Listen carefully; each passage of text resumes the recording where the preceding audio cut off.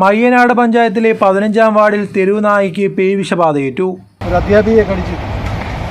എന്നിട്ട് ഇവിടെ കണ്ടു. പിന്നെ നമ്മുടെ ബാക്കി സ്കൂളിൻ്റെ മോനെ കടിച്ചു. എല്ലാം വാക്സിനേഷൻ എടുത്തു. അപ്പോൾ അതുകൊണ്ട് നമ്മളൊന്ന് ശ്രദ്ധിക്കാൻ വിചാരിച്ചു. മയ്യനാട് വെള്ളമണൽ സ്കൂളിന് സമീപത്തായി കണ്ടിരുന്ന തെരുവ് നായയാണ് പേയ് വിഷബാധയേറ്റ് മരിച്ചത്. ജനങ്ങളുമായി അടുത്ത് ഇടപഴകി വന്നിരുന്ന നായയ്ക്കാണ് പേയ് വിഷബാധയേറ്റത്. വെള്ളമണൽ സ്കൂളിൻ്റെ സമീപ പ്രദേശങ്ങളിൽ കണ്ട നായയുടെ പെരുമാറ്റത്തിൽ സംശയം തോന്നിയ മൃഗസ്നേഹിയായ ബിൻഷ വിവരം പഞ്ചായത്ത് മെമ്പറോട് ധരിപ്പിക്കുകയായിരുന്നു. ഇതേ തുടർന്ന് പഞ്ചായത്ത് മെമ്പർ സുനിലിൻ്റെ നേതൃത്വത്തിൽ 3 ദിവസമായി ഷെൽട്ടറിൽ നായയെ പാർപ്പിച്ച് വരികയാണ് നായ ചത്തത്. പോസ്റ്റ്മോർട്ടത്തിൽ നായയ്ക്ക് പേയ് വിഷബാധ കണ്ടെത്തിയിരുന്നു. നായയുമായി സമ്പർക്കം പുലർത്തിയവർ വാക്സിനേഷൻ എടുക്കണമെന്ന നിർദ്ദേശവും ഇതോടെ നൽകിയിട്ടുണ്ട്. ന്യൂസ് കേരളം 24.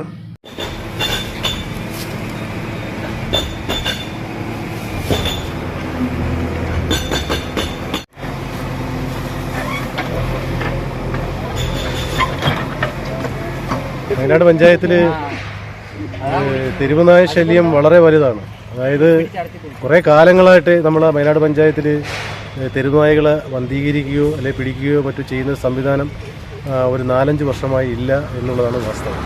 ഇപ്പോൾ സംഭവിച്ചു പോയത്, ഇപ്പോൾ വയനാട് ആശുപത്രിയിൽ ദിവസം 7 പേർ വീതം വാക്സിനേഷൻ എടുക്കാൻ ചെല്ലുന്ന ഒരു സ്ഥിതിയിലേക്ക് മാറിയിരിക്കുകയാണ്.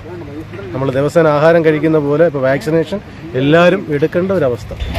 കഴിഞ്ഞ 2-3 ആഴ്ചയ്ക്ക് മുമ്പ് വയനാട് റെയിൽവേ സ്റ്റേഷൻ്റെ മുമ്പിലും ഒരു 7 ആൾക്കാരെ തെരുവുനായി കടിക്കുകയുണ്ടായി. അപ്പോൾ അവർ ഏറെ പങ്കും വാക്സിനേഷൻ എടുത്തു.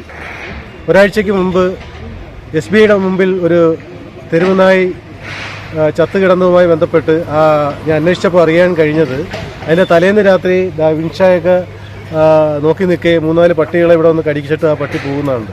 പിറ്റേന്നാണ് ചത്തു കിടന്നത്. അപ്പോൾ ഈ വെള്ളമണൽ സ്കൂളിൽ ഒട്ടനവധി കുട്ടികൾ പഠിക്കുന്ന സ്ഥലം, UP സ്കൂൾ തൊട്ട് ഉള്ള കുട്ടികൾ ഇവിടെ പഠിക്കുന്നു.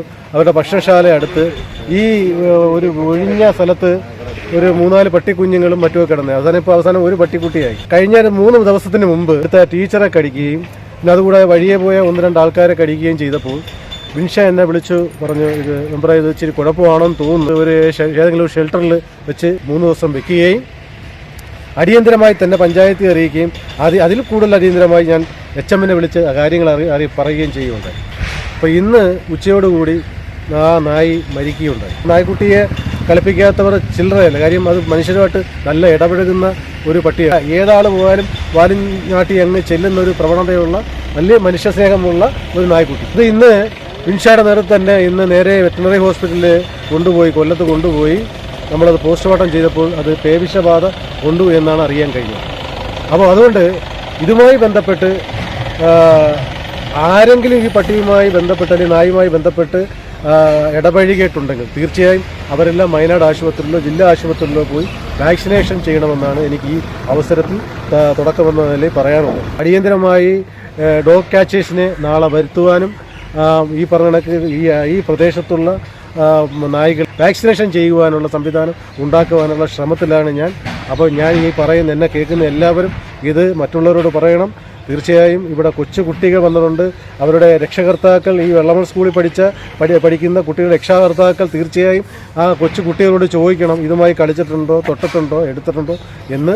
അങ്ങനെ സംശയം വല്ലതും ഉണ്ടെങ്കിൽ ഒരു കാരണവശാലും മടിക്കേണ്ട, നേരെ ആശുപത്രിയുമായി ബന്ധപ്പെട്ട് വാക്സിനേഷൻ എടുക്കുക, അല്ലെങ്കിൽ ജില്ലാ ആശുപത്രിയായിട്ട് പോവുക, അല്ലെങ്കിൽ ഞാനുമായിട്ട് ബന്ധപ്പെട്ടാലും മതി. നമുക്ക് വേണ്ട സംവിധാനങ്ങൾ ഒരുക്കാമെന്ന് ഈ അവസരത്തിൽ ഞാൻ പറഞ്ഞുകൊള്ളുകയാണ്. ഇത് സ്ഥലം എവിടെയാണ്? ഇത് മയ്യനാട് വെള്ളമണൽ സ്കൂളിൻ്റെ പരിസരം. വെള്ളമണൽ സ്കൂളിൻ്റെ നേരെ ഓപ്പോസിറ്റാണ് ഇപ്പം ലേറ്റസ്റ്റായിട്ട് ഈ നടന്നത്. Wayanad Vellamanal higher secondary school. പേരെന്ന് പറയാമോ? പേര് എൻ്റെ പേരാണ്. അതെ, നമസ്കാരം. എൻ്റെ പേര് മയ്യനാട് സുനിൽ എന്നാണ്. ഞാൻ മയ്യനാട് ഗ്രാമപഞ്ചായത്ത് അംഗമാണ്, 15-ാം വാർഡ്.